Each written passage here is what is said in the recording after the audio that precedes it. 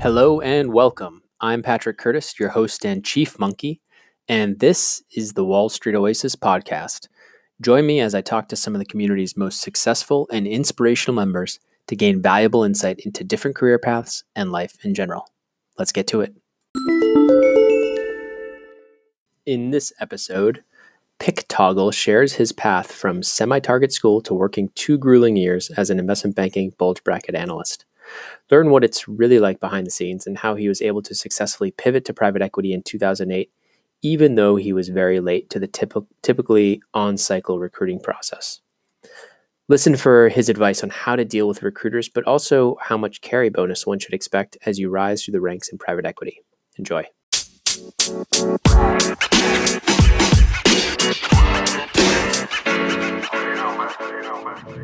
All right, Pick Toggle, thanks so much for joining the Wall Street Oasis podcast. Yeah, absolutely. Happy to be doing it. So it'd be great if you could give the listeners a quick summary of your bio. Sure.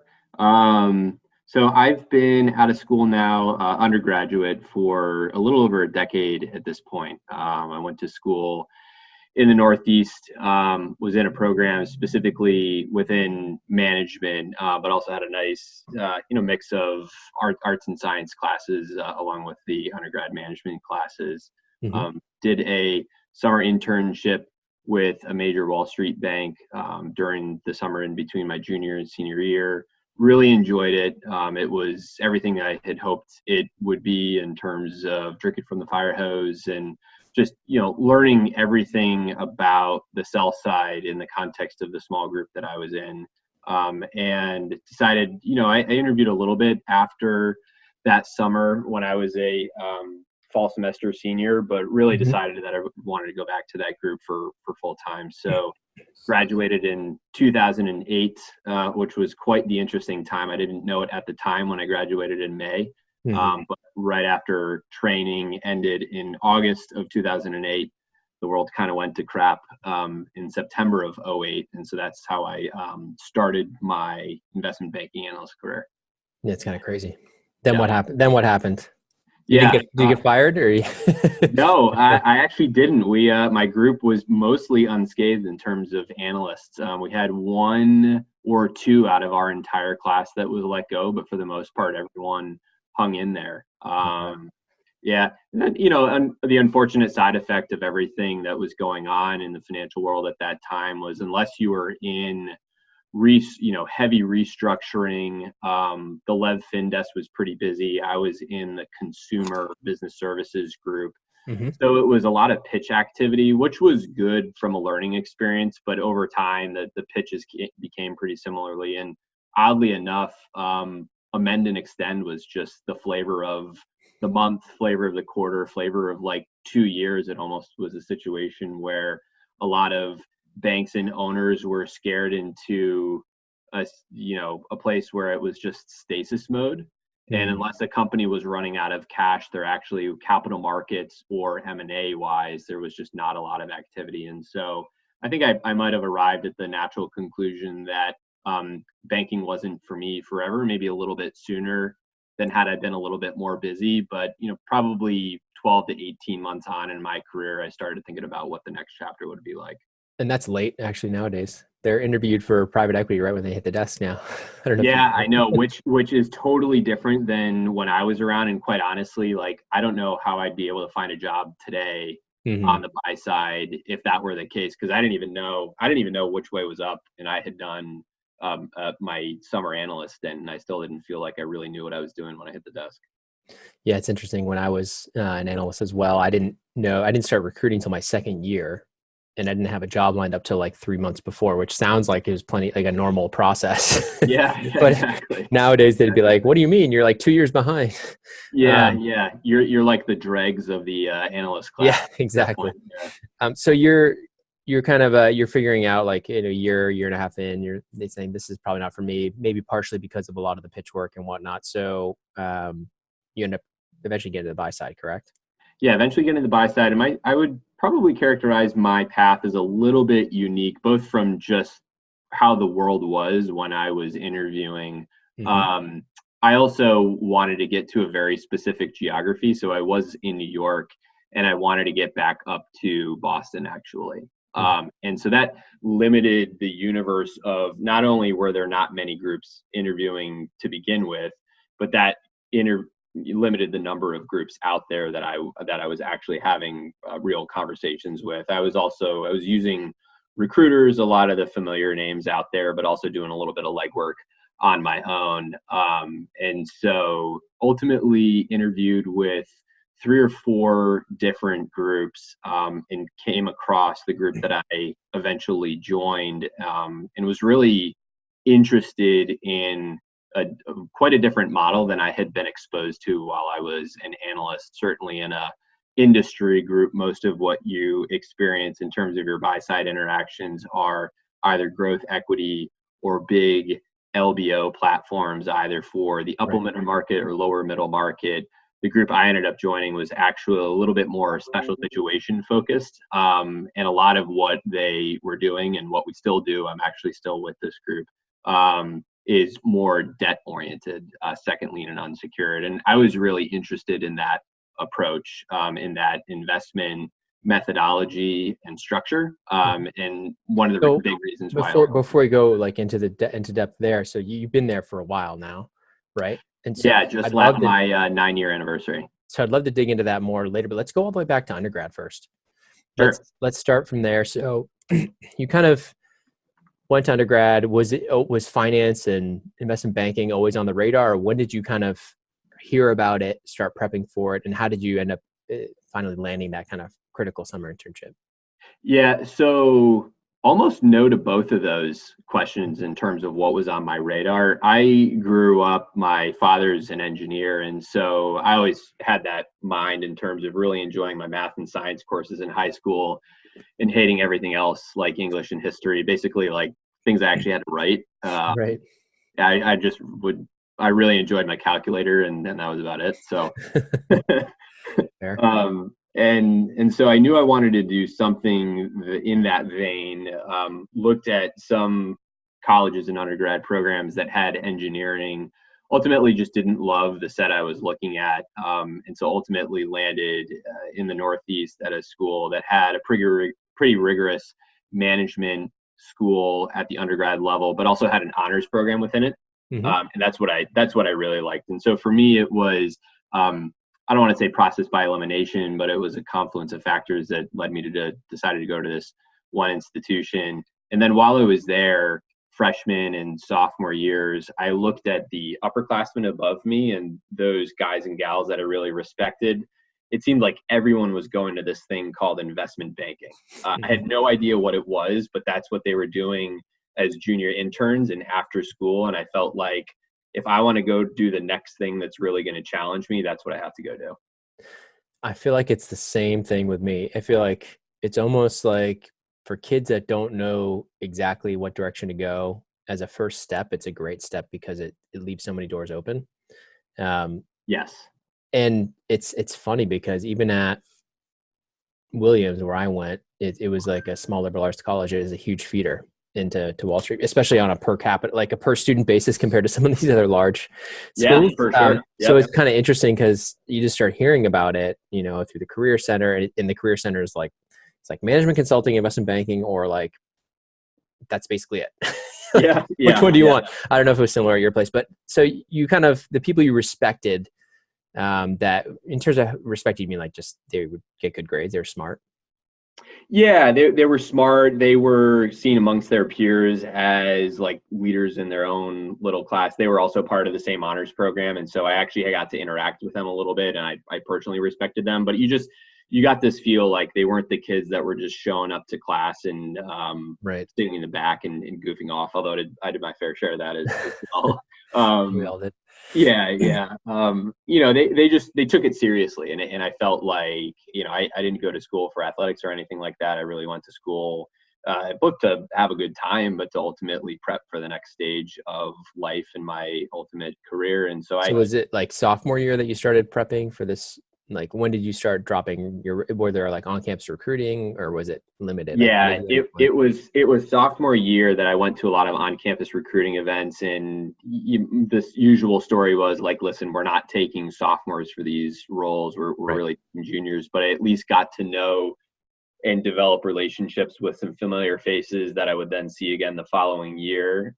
There were also some really small programs, like 1 or 2 week events. I recall doing something with UBS.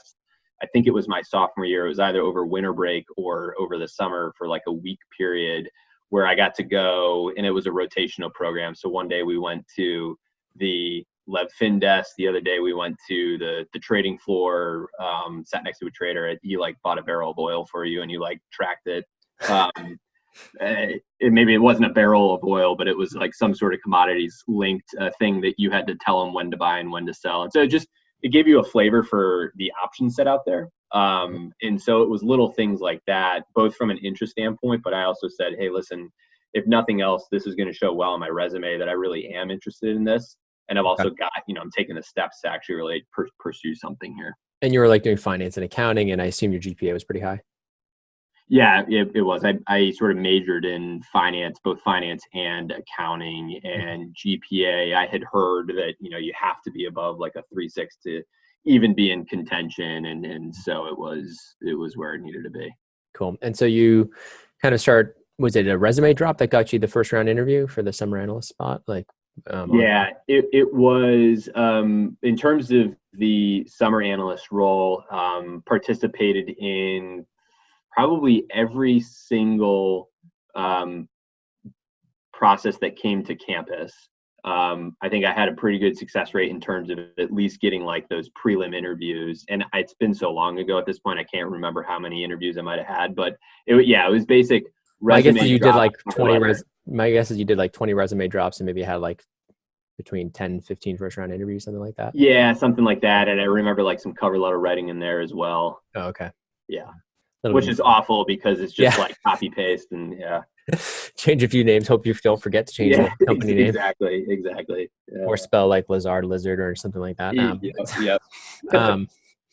So you end up getting a bunch of interviews. You kind of had the right profile. You had met enough people, shown enough interest. Were you doing like networking, like any active or aggressive networking from your sophomore to junior year? Or were you just more like, hey, I've shown enough.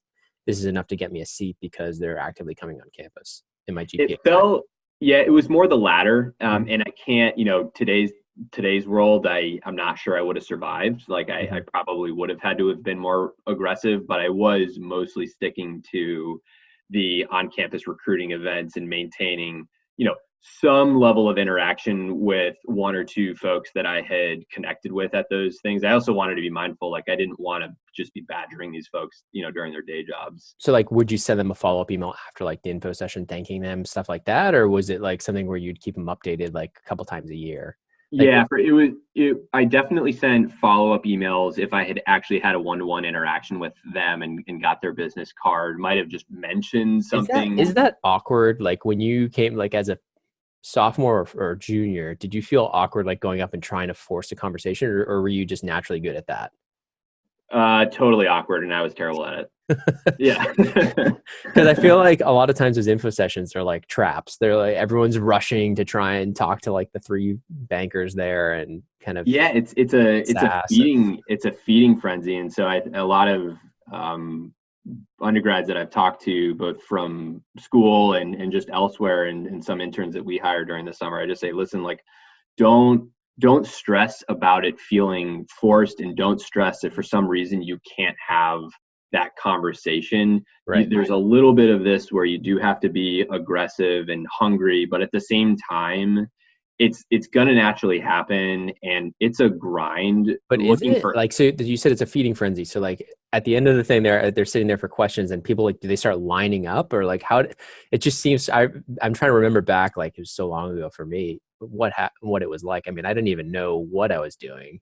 I don't even think I maybe had one-on-one with like an associate, and it wasn't even a one-on-one. It was like one-on with 3 people standing around them. No, it was very much what you just described, where it was the session would end, there'd be a little bit of Q&A with a mic passed around the room, and then the first 15 minutes all the students would stand up, 20% would leave, 80% would rush around like the 3 or 4 bankers that had come.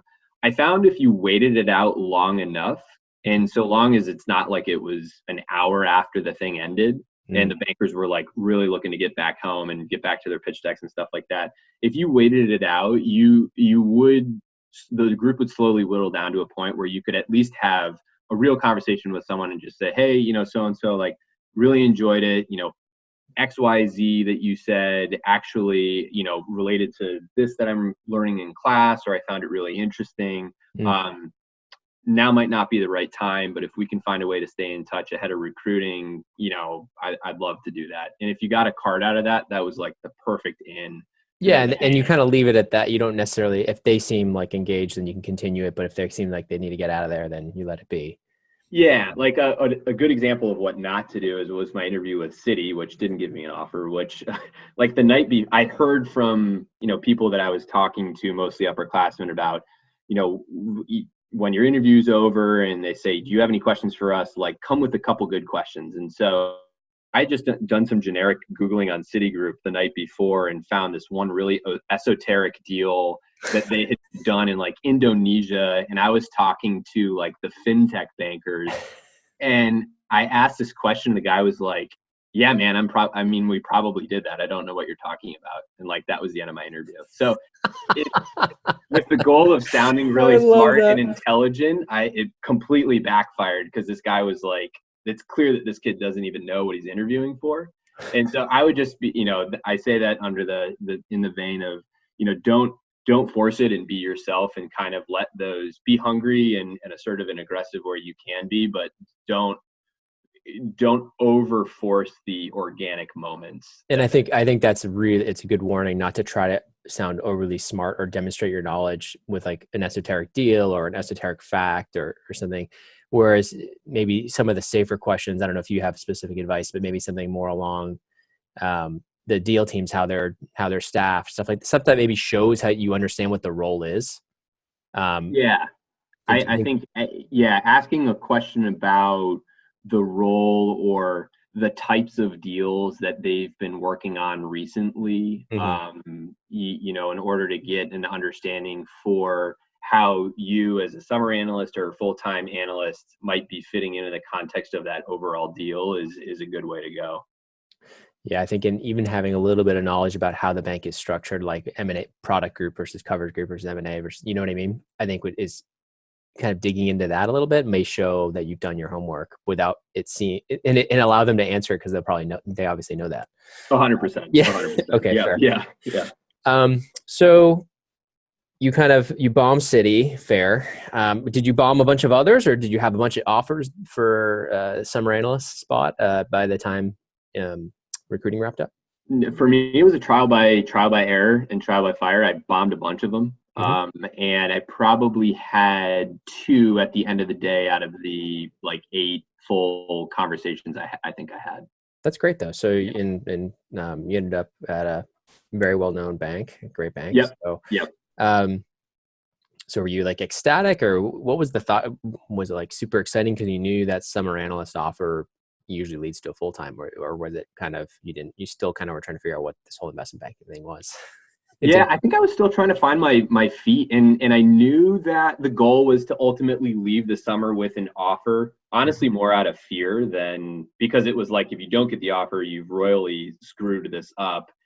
And if your summer bank doesn't give you an offer, no one's going to touch you with a 10-foot pole in the full-time recruiting process. So that was actually a little bit more fear-driven of like, hey, you gotta leave the summer with an offer, then you can make your choice.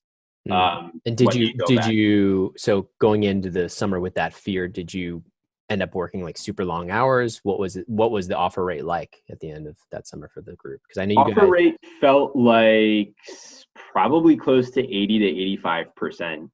And I can't tell whether that's high or low, but this was the summer of 7. And so things were still mostly good with the world. Very good. That tends to be pretty average. It's usually between 70 and 90% is what I've seen, at least in the database, from the company database that we have. Okay. But yeah, so things were still rosy in 2007, or it hadn't complete. There were some cracks maybe showing, but not enough to scare the banks off. So What about the hours? Hours were long, and that was as expected for me, but you don't know what an 80, 90, 100-hour work week is like until you actually start doing it. And a lot of it was a lot of my buddies, I lived in near What was NYU. the hardest part about that though? Like the 80, 90 hour, because I know exactly what you're talking about. I lived it, but tell me, what was the most surprising thing about it? The surprising thing for me was the amount of work that didn't happen between 9 and 5, and the amount of work that actually had to happen between 5 and, whenever you went home, whether it was midnight, 2, or sometimes 3 or 4 in the morning. Just it was like this natural cadence that developed of a lot of the higher level strategic thinking with the MD and the director's time during the day that happened. And you were certainly part of those meetings, whether you were a summer or a full time. Mm-hmm. But then when it came down to the rubber meeting the road and actually doing the physical work, like that really started towards the later portion of the day. And so it felt like that took some getting used to, just the days being quite long, some inefficiency in the middle of it. Like, sometimes you show up at 9 or 10 in the morning, you're not really doing anything until early to mid afternoon. You're like, I'd rather just be sleeping at this point. Right. But yeah, you show up and you gotta be a part of the mix there. And it's important to be around for all of that stuff. So that was surprising. And then I think, just friends that weren't doing banking, but also in New York for the summer, they were like, what do you mean you're working 80 hours a week? Like, why can't you come out on a Thursday night? And you're like, no, I actually can. I'm here and I got to do my work. So did you feel like, was there any sort of reservation? So you obviously got the full-time offer because you started there, but was there any reservation about accepting the full-time offer? Or it was just like the peer pressure had mounted so much and you're like, wow, you get paid a lot of money. And I know bonuses in 07 were probably huge, right? So by 07 was great. 08 was not as good. Yeah, obviously, right? But was the pressure just too great? Like thinking like just psychologically, what was your thought process when you got that offer? You obviously worked really hard over the summer. You got the offer. It's a relief. But then was there any thought process of maybe not, maybe this isn't for me? Or was it, hey, I'm going to learn a lot. Let's just do it.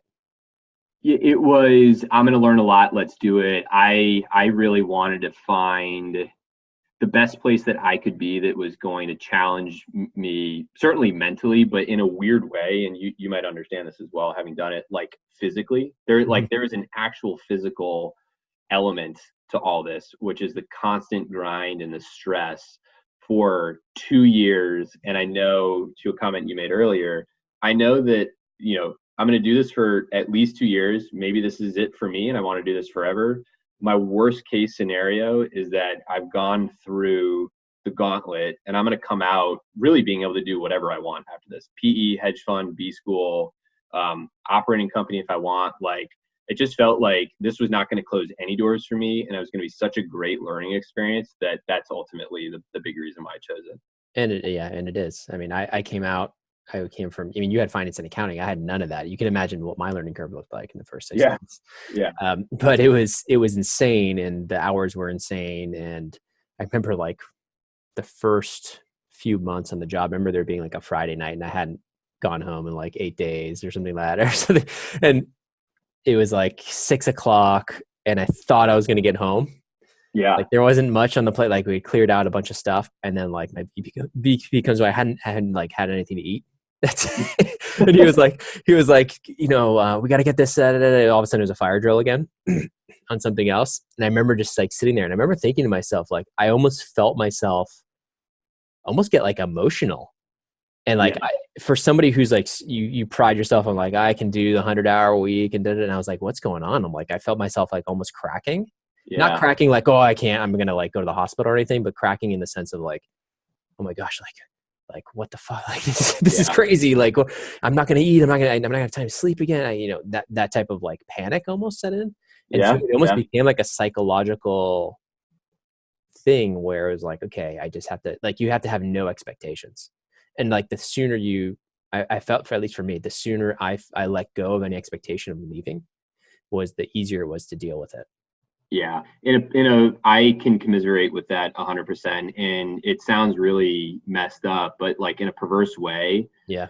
towards the back third of my career as an analyst, I almost started looking forward to the Monday to Sunday work weeks, because you never had a weekend. You never had a case of the Mondays. There was no high to come. There was no high to come down off of after like an epic Saturday, Sunday. Right. You just cranked. And that, I took a step back at some point. I was like, that's probably not great. Probably a sign that I should go find something else. But I advocate for the investment banking experience for anyone who's remotely interested in it. I say try to do it for a small period of time if you can. And if you can handle it for 2 to 3 years, it's such a great experience. Yeah, for sure. So I think, what about, so you were similar to me. I was trying to get up to Boston. You were trying to get up to Boston, except you probably had a lot more challenge since your timing was pretty bad. Yeah. So you were trying to get up to Boston as well, from New York. That second year, things started falling apart. You lost, it sounds like they fired a few analysts out of, how big was the class? Like 50 analysts, 100? It's probably like 80 or 90, I think. 80 or 90. So it was pretty big. Yeah. So firing a couple of people is not that big of a deal, right? Not that big of a deal, but we had also heard like analysts never get fired. And so to actually see it happen, and to guys that were not terrible. I mean, some of them were duds, but yeah. Guys that were actually could do the job and still got let go. That was actually pretty surprising. Yeah, because they're cheap labor. Yeah, exactly. Okay, so there were some firings at the analyst level, which was kind of unheard of. You knew things were bad, but you were still talking to the typical. We spoke about this earlier. You were talking to the typical recruiters, trying to figure out what's out there in Boston. And yeah, I spoke with somebody yesterday. They said that the buy side recruiting was still, it was a little slower, but it wasn't like it dropped off, right? There was still some activity there. Or did you feel like there was a lot less opportunity out there? Mine was probably more Boston specific, just because it was a pretty small community. It did feel, I don't think in general the buy side recruiting dropped off, but in Boston it felt particularly low. Any thoughts of why that was? No, not really. I personally knew that I didn't want to go to a really big shop or a relatively bigger shop like an Audex or something like that. I wanted to find a smaller middle market to lower middle market fund. Why was that? What gave you that thought of this is going to be a better fit? Because you were at a large bank. So yeah, I think it was more personal preference to be like a smaller to medium sized fish in a smaller pond versus a very, very tiny fish in a much larger institution. Was that from your experience from the bank? Less from the bank and more, I think, just how I'm personally wired. Like I really wanted to find I hate to call it like a family, but like, a smaller group of guys and gals that I could really get to know on both a professional and personal level and really understand the buy side in terms of that type of atmosphere versus just being plopped in and being one of another, 10 to 15 person class. I was hired with one other associate at the time. Mm-hmm. And so I really liked that dynamic. And so when you were, the reason I pushed on that is because you ended up at a really large bank. I guess you had 2 offers. I don't know what the other bank was, but if it wasn't a middle, I was like, why didn't you go middle market, to begin with. So I guess you're looking for this, you're telling the recruiters all of this. Do you feel like you were ready for those recruiter meetings, those initial ones? Or do you feel like maybe you dropped the ball and they were like screening you out of a lot of stuff for some reason? Like, were you ranked highly at your bank? I was ranked very highly at the bank. I think I hadn't done the legwork enough, and I can't tell whether this is just because I didn't close enough deals or work on enough live deals while at. Oh, that can screw you. Yeah, that can screw you. Bank. Yeah, it's just I didn't really understand the buy side. I knew it was like flip side of the trade, and all of a sudden you're the one doing the investing and deploying the capital, and the diligence is going to look a little bit different, and certainly the process is different. But like I didn't really know what I was getting myself into, so I couldn't elucidate a lot of what I was truly looking for outside of geography, and I don't want to be at a really, really super big shop. So do you feel like some of those interviews, like the standard why private equity, like your answer wasn't quite as polished as maybe some of their analysts who had been like practicing this one since they were 8 years old, ready to get? Yeah, 100%. Yeah. Okay, that's fair. Yeah, I was the same way. But we were both so late in the process. So it's like most of the shops most of the mega funds had already hired a year prior, right? Yeah. So you're interviewing for a lot of these smaller shops, middle market shops. What are you looking for when you're interviewing? Or like, are you just taking whatever the recruiters throw at you for practice? Tell me about that whole process. Yeah, I was definitely taking anything I could, a lot for practice. And I would say, don't do this too much, but if I had to do it all over again, even though I was only looking at Boston, I probably would have taken stuff outside of Boston, mostly for the practice, Huh. because interviewing is such an art in and of itself, and you definitely do need just the rote practice of telling someone you've never met about yourself and about your experience and walking through deals. And to your point, why are you interested in private equity? Why are you interested in this strategy versus another strategy, middle market versus large cap buyout and stuff like that? It's like that stuff just takes practice, and you can practice with friends and family all you want. It's a whole different ballgame when you didn't get in the interview setting. So I don't advocate just taking interviews to take interviews and bouncing someone out of the seat, but like interviewing a lot and frequently to understand your own pitch is super important. And that's something I would have done more. I really restricted myself to one geography, so I would pretty limited interview Like experience. a handful or so? Yeah, probably 5 or 6 Yeah. total. And do you feel like in your prep for those, like weren't there analysts at your bank that had like recruiting material or help, or do you feel like were they all gone and like just checked out by that point? Yeah, there might have been, but I didn't utilize them a lot. I had utilized some third years and then first year associates to, help with the modeling exercise and building models from scratch. But as a first and second year analyst, like you can do that in your sleep. You don't really You, need practice all that much from a blank Excel you tab. needed, yeah, you needed the WSO interview course, PE Yeah, course. yeah, yeah. I mean, 100%. A little plug in there. Yeah. So in terms of, it's just interesting to me. So you're kind of late. You seemed like you were just grinding and just kind of putting your head down. You finally were like, okay, maybe I gotta, get my act together and start talking to these recruiters. Did they reach out to you? Had they been on your radar? And then I want to dig a little bit more into those conversations because I feel like they're really important, those initial conversations, what the impression they have of you. Do you have specific advice on like how narrow? You said, oh, I wish I'd interviewed more than Boston, but saying Boston is actually in a sense kind of good because it shows them like this kid's like knows what he wants. Do you agree with Yeah. that? Or do you feel like you could have maybe widened a little bit, but like New York or Boston? I think I could have done New York or Boston and then sort of like played up the Boston angle a Mhm. bit and just said like, hey, this is I'm really interested. It's not just Boston for Boston's sake. Mhm. Because you do find groups that are recruiting for very specific geographies, and I think that's a large part of the recruiter's role is to be that intermediary between what the PE strategy wants and what's out there in the market, effectively like an investment banker. Yeah, it's like a Um, game on how much to tell them though, in terms of how narrow to get. Like, do I tell them hedge fund and private equity? Like for some kids, they're like, hey, I don't know what I want. I do long short I'll do long short hedge fund, I'll do private equity, I'll do distressed, I'll do anything. Because I yeah, just want to get to the buy side. But going in with that mindset can almost backfire, right? yeah. You can't. I don't think you can be so wide and say I'll do anything, Mhm. because then you're just not going to be. They're going to be a little bit reticent to put you in front of someone because of by nature of that. Yeah.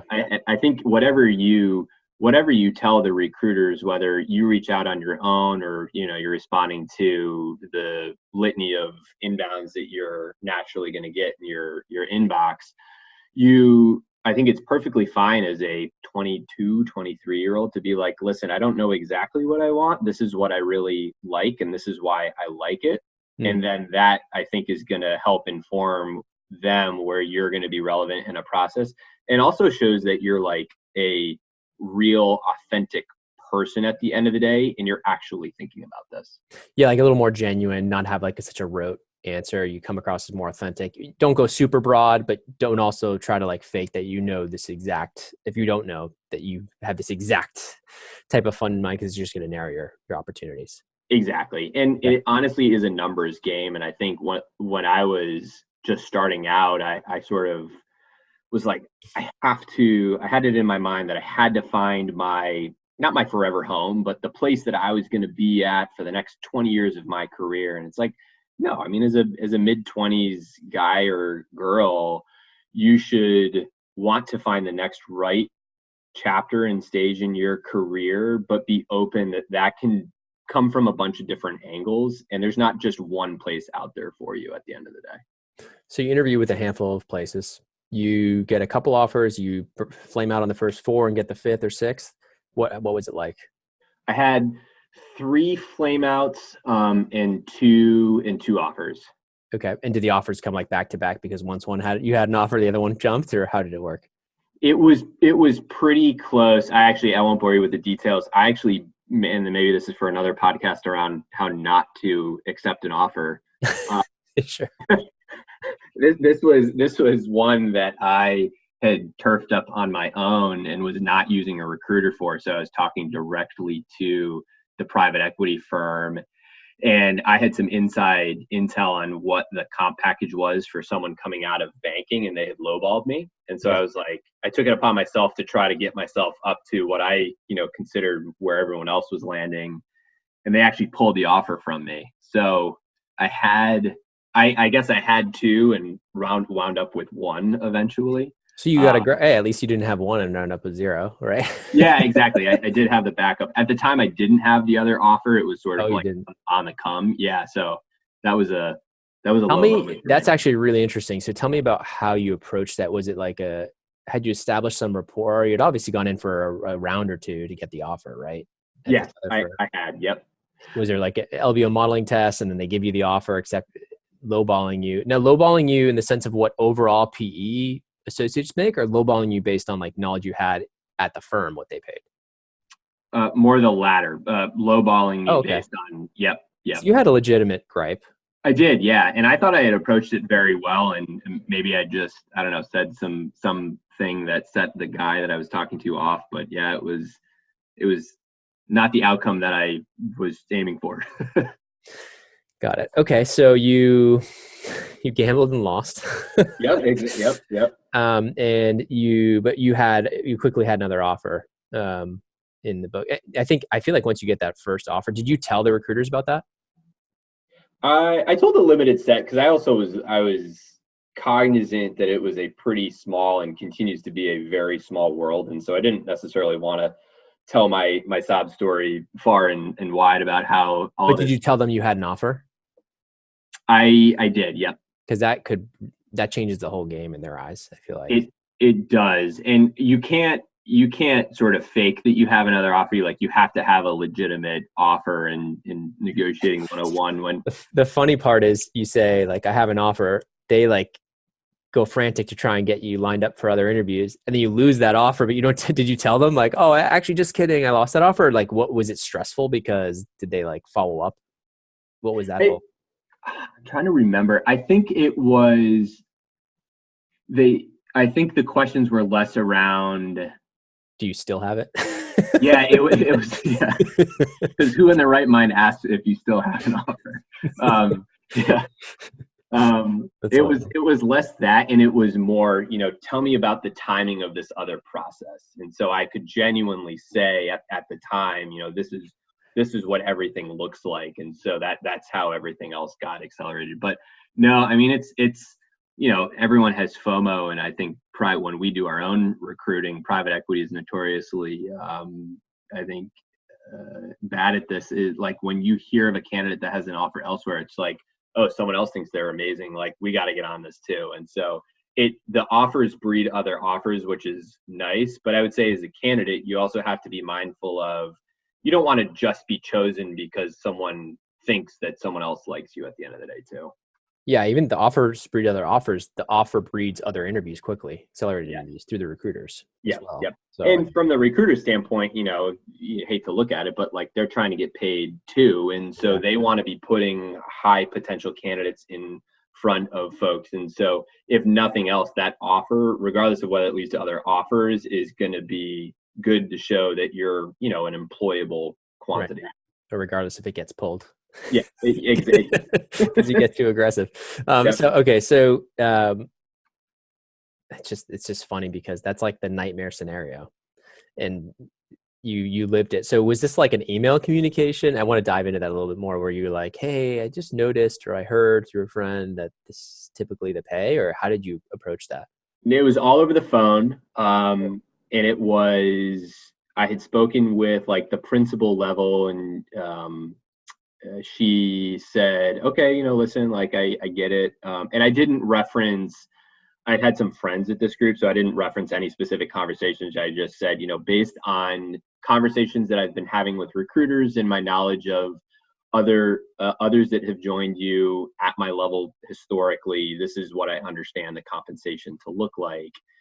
And I'd really like to be there based on the experience that I'm bringing with me. And so I think I had one and a half of those conversations with a principal. The first go around, the feedback was no, the offer's the offer. And I basically asked her to go back to the well one more time and sort of re-walked her through why I thought. Oh, so you pushed again the second time after they said Yeah, no. and that was probably my fatal mistake. Yeah. After that, that's when I got the call from the MD, who just shredded me.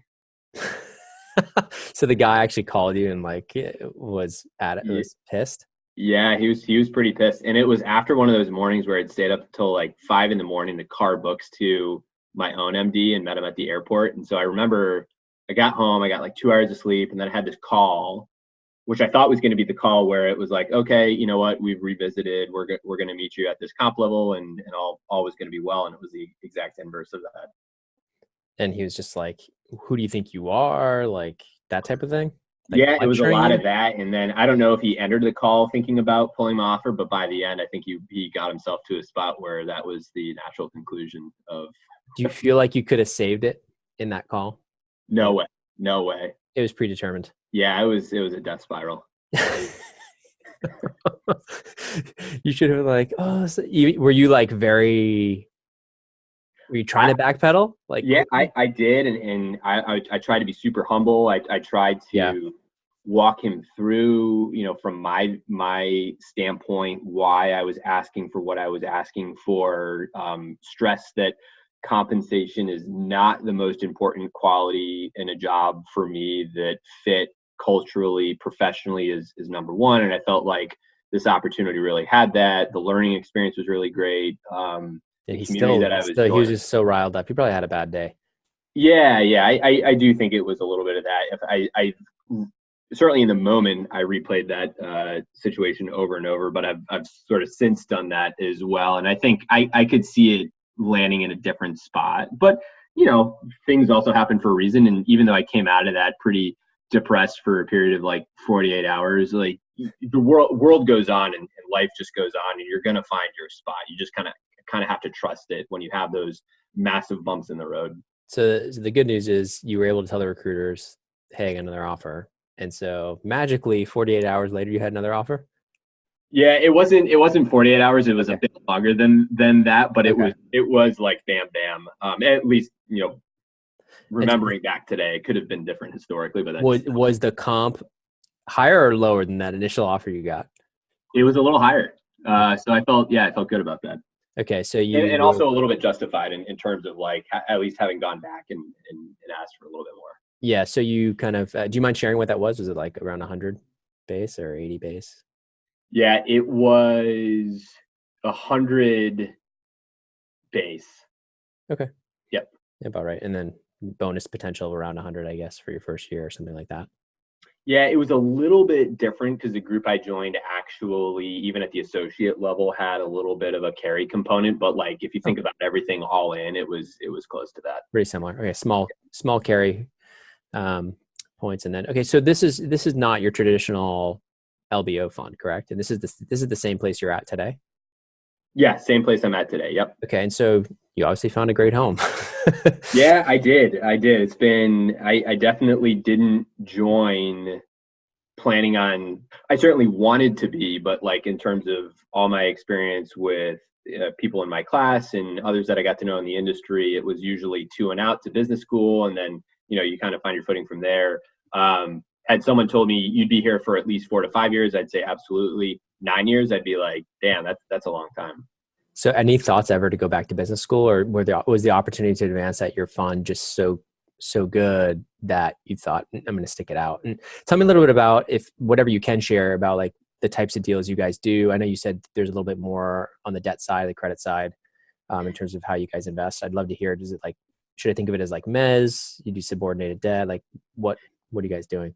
Yeah, I think mezz is a good way to characterize it. I like to describe it as credit opportunities and special situations. Special situations, everyone's got different definitions, and a lot of people immediately go to distressed, loan to own, deep turnaround. That's not who we are.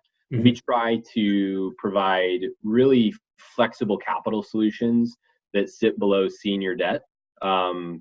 They might be unsecured debt. They might be really loose, deep second lien. Preferred equity is another tool in our toolkit. And we do like to be equity aligned. We don't like to be just debt lenders in a business, but we're never going to be the control sponsor. And so we typically own anywhere from 5 to, call it 25% on the upper bound.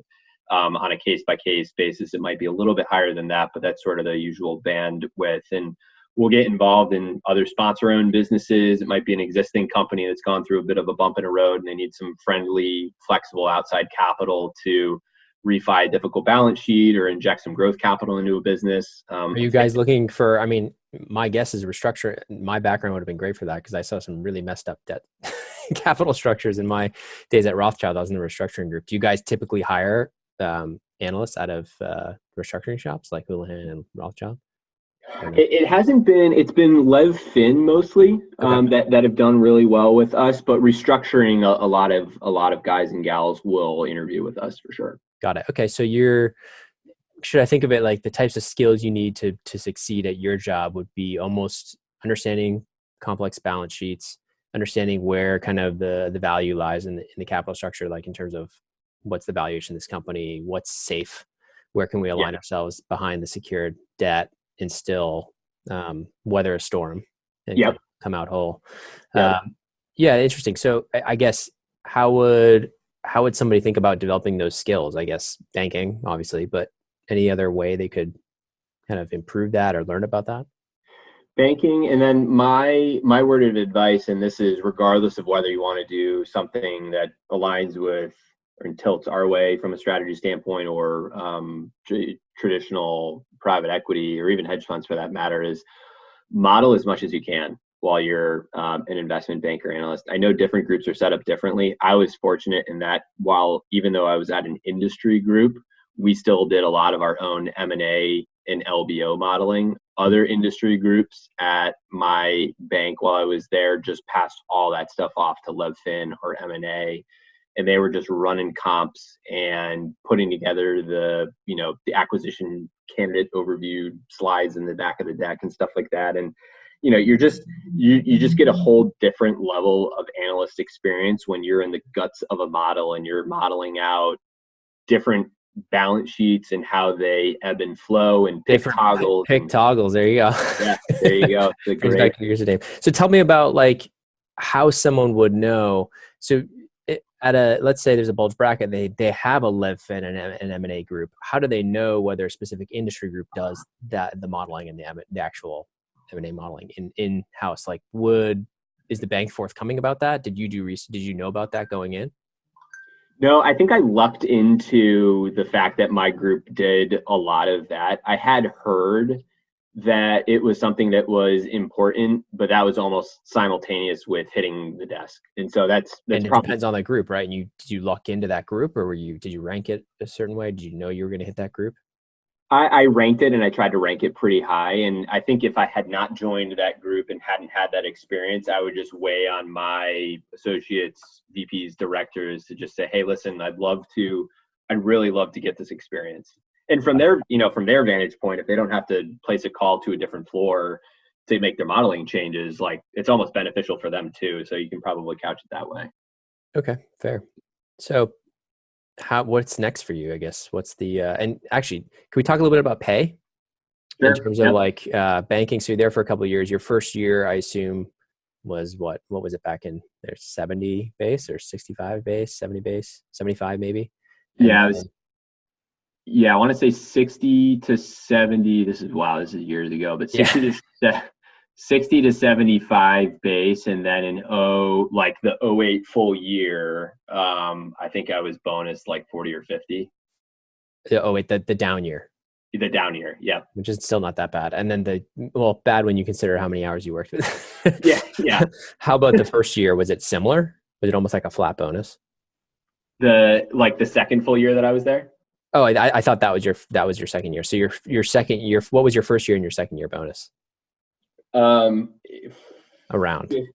75 bonus going out on a 90. Okay. Yeah. And that's when the world was falling apart. Yes. Yep. Yep. It's pretty good.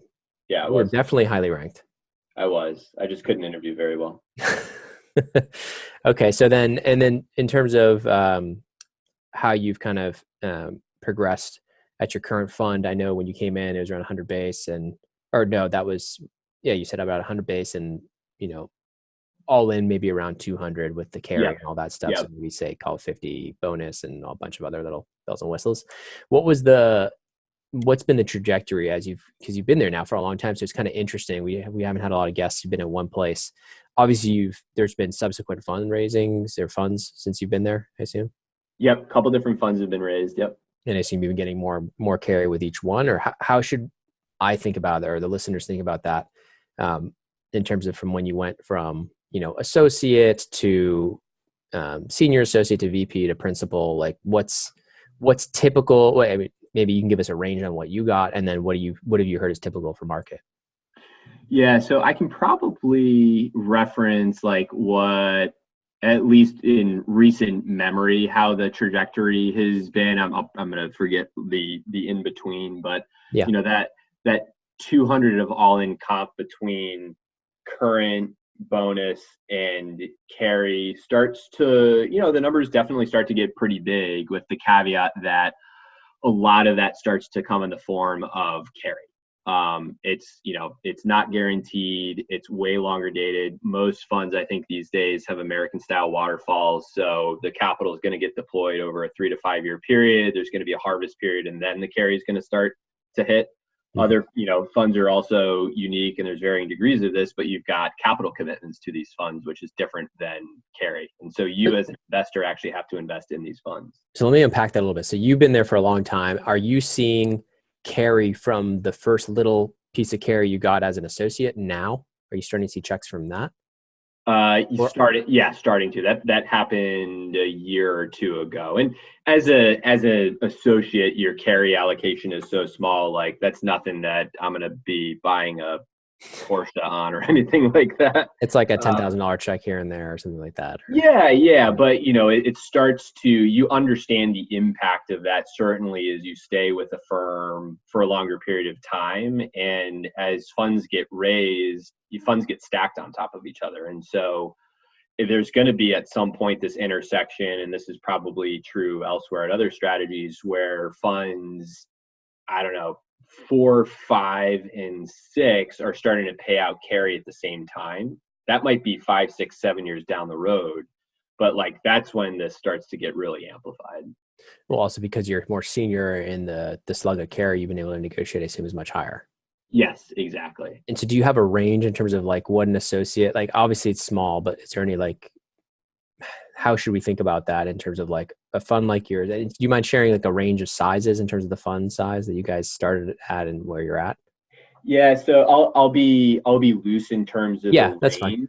But when I joined, we were a couple $100 million, call it $400 to $500 million fund. We're over $1 billion now in terms of the capital that we're deploying per fund. Okay. And as an associate, it's tough because everyone thinks about it differently. A lot of funds, talk about it, and I still don't even understand it all that perfectly, but there's points in terms of the number of points of carry you get out of the 2,000 points that the entire GP gets. That's your little sliver of the GP's figure. Other funds think about it in terms of just the carry dollars that you have at work. And so if you assume a normal 2 times return on a private equity style fund, about a turn of that is going to be profits. Management fees are going to have to get repaid, and there's going to be some drag overall. But if you kind of use that as a bogey and take 20% of that, and then your own little sliver of the 20%, divide that over the number of years that you think that carry will be paid out, that's effectively the amount of dollars at work that you have per year that you could. Yeah, and that makes sense. So like, but as an associate, so out of the 20 points, the 20% carry upside, right, is what you're talking about in terms of that coming back. As an associate coming in, I know it's become more common. It's actually surprising that you got that back then, because I think it was less common, but it actually has become more common. And was it something where like they were giving you like 0.5%, half a point, 1/4 a point, somewhere between 1/4 and 1 point, or is it like 1/4 point and 5 points?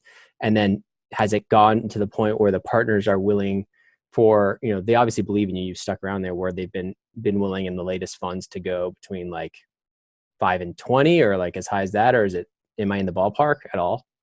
Yeah, I would say for associates, and I'm not sure what we're doing these days, but yeah, it's probably 5, 10, 15 points.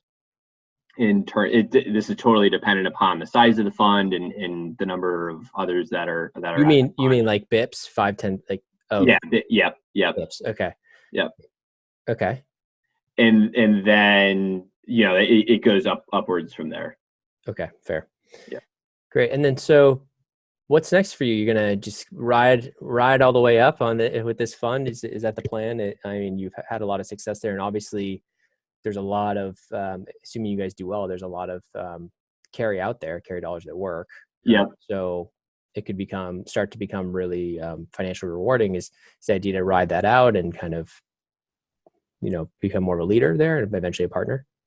Yeah, I'm really enjoying what I'm doing in terms of our spot in the ecosystem. I think this flexible capital mandate, where you're not like every other LBO or growth equity shop out there, which, there are so many great strategies that do that, but they're restricted to just M&A processes, where we can get involved in dividend recaps and complex balance sheet refinancings. And certainly the return potential for debt with warrants or preferred equity, like the number of times we're doing over 3 times our money on a deal, is quite low. But we also don't have the epic flameouts, or we try not to have the epic flameouts that some other equity shops might. So you can sort of triangulate to a similar fund return band in a very similar way. Well, I also see that a lot of limited partners like the strategy as well, because there's a current return component to it. And so the J curve is much lower. So in terms of a capital supply for these types of strategies, there's a lot out there. There's a lot of deal flow that's relevant for the strategy. So I think it's a really interesting place to play the private equity, structured capital, special credit opportunities ecosystem. And then personally, I mean, I've really enjoyed growing up and becoming a deal leader, but then even starting to think about, what's next. I think that the lower middle market is one of the last bastions of lower competition areas, where you can actually still uncover some really unique nuggets of value down there, where it's not 20 names that are all battling for the same unsecured term loan, and they're going to just beat themselves down in price to win it at the end of the day. And so, whether it's within the current shop, a new strategy, or launching out on my own at some point to start something new, I definitely think and hope that that's in the cards at some point. That's great. Yep. So before we call, it's been almost an hour. Before we call it, anything else you'd like to share with the young listeners, or to your younger self? Any advice you would give looking back? Yeah, I would say I'll probably talk to my younger self, because he doesn't know what he was doing at all. And I'm sure your listeners are going to be way more advanced than I was at that stage. Think about think about your career as a marathon, and I'm not even sure that that's the right way to characterize it, but it's so easy, certainly when you're an investment banking analyst. You're just thinking about the next couple of hours or tomorrow. You're not thinking about 5 years, 10 years, 15 years. And I felt that bred a lot of discomfort in terms of anxiety about going through the interview process. And there was this track, and if I was off the track, that meant something was wrong with me. And I had those flame out interviews. I had an offer pulled. I had some pretty dark moments. Just kind of trust that things are going to happen. And this is a journey for everyone. And just because you don't fit the perfect mold of your classmates or even your school classmates that are looking for interview jobs. Like, we found that some of our best hires have been the guys and gals that have not taken the traditional tracks. They're the grinders, and they're going to do what it takes to get the work done. I think a lot of that perceived adversity, breeds a lot of both an interesting story, but just really good work ethic. So just kind of trust that, if it's something you want, put your head down, fight for it. It's going to happen. Might take a little more time than you'd like, but you're going to get there at the end of the day. Great words to live by. Thanks so much, Pick Toggle. Yeah, absolutely. I really enjoyed it, Pat. And thanks to you, my listeners at Wall Street Oasis. If you have any suggestions whatsoever, please don't hesitate to send them my way, Patrick at wallstreetoasis.com. And until next time.